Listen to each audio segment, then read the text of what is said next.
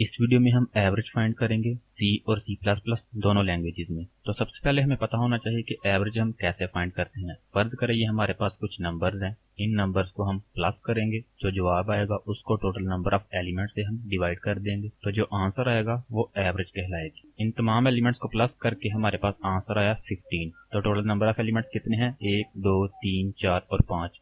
उस आंसर को हमने 5 से डिवाइड किया, तो जो आंसर आया वो हमारे पास एवरेज कहलाएगी। अब इसी लॉजिक को हम सी लैंग्वेज में इंप्लीमेंट करेंगे। अब सबसे पहले तो हम सी का वही बेसिक स्ट्रक्चर लिखेंगे, ऊपर हेडर फाइल, आगे मेन फंक्शन और लास्ट पे रिटर्न 0। सबसे पहले हम एक अरे लेंगे जिसमें ये कुछ एलिमेंट्स एंटर किए हुए हैं। उसके बाद दो वेरिएबल लेंगे, एक एवरेज नाम का और एक सम नाम का। सम के अंदर हम तमाम एलिमेंट्स का सम स्टोर करवाएंगे और एवरेज के अंदर हम उन एलिमेंट्स की एवरेज स्टोर करवाएंगे। सम को मैं 0 से इनिशियलाइज करूंगा और एवरेज को मैं जस्ट डिक्लेयर करूंगा।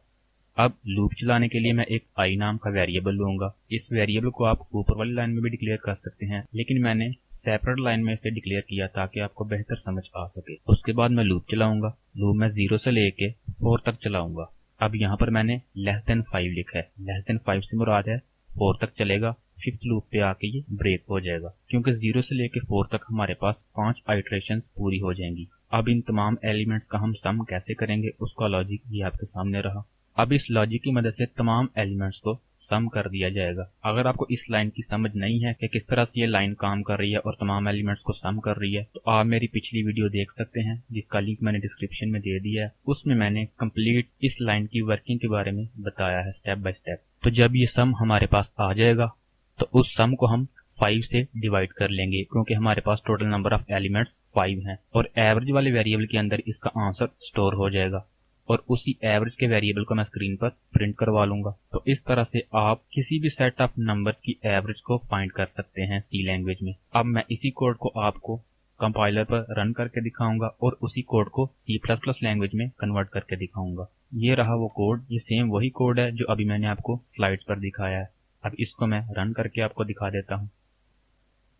तो ये देखें हमारे पास आउटपुट क्या आ रही है, 3। बिल्कुल सही आंसर आ रहा है। अब इसी कोड को मैं C++ में कन्वर्ट करूंगा।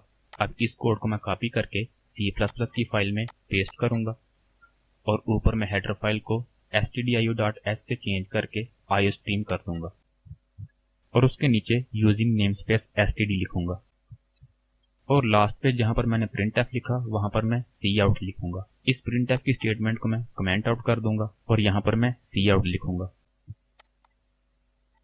तो इस तरह से हमारा सी लैंग्वेज का प्रोग्राम C++ में कन्वर्ट हो चुका है। इस कमेंट को मैं डिलीट कर देता हूं और इस कोड को मैं रन करके आपको दिखाता हूं।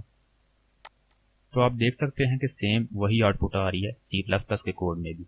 तो आपने देखा कि कितना सिंपल तरीका है एवरेज फाइंड करने का सी लैंग्वेज में, और सी लैंग्वेज के कोड को C++ में कन्वर्ट करने का कितना सिंपल मेथड है। तो इस वीडियो को लाइक लाजमी करें और चैनल को लाजमी सब्सक्राइब करें।